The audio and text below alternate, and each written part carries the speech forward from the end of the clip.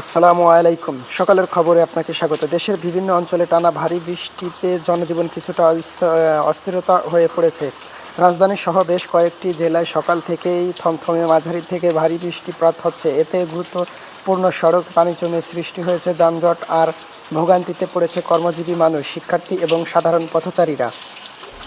নিম্ন অঞ্চলের অনেক এলাকায় জলাবদ্ধতার কারণে বসতবাড়ি ও দোকানপাট পানি ঢুকে পড়েছে। কোথাও কোথাও ড্রেনের ব্যবস্থার দুর্বলতার কারণে পরিস্থিতি আরও জটিল হয়ে উঠেছে। কৃষি এলাকায় অতিরিক্ত বৃষ্টিতে কিছু ফসলের ক্ষতির আশঙ্কা করেছে কৃষকরা। আবহাওয়া দপ্তরের মতে মৌসুম বায়ুর সক্রিয়ণের কারণে আগামী 24 থেকে 48 ঘন্টা দেশের বিভিন্ন স্থানে অব্যাহত থাকতে পারে ভারী বৃষ্টি।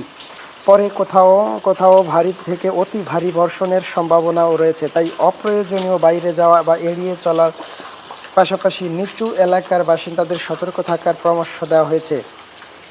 এদিকে সংশ্লিষ্ট কর্তৃপক্ষ জলাবদ্ধ নিরসন এবং নাগরিক দুর্ভোগ কমাতে কাজ করছে বলে জানিয়েছে।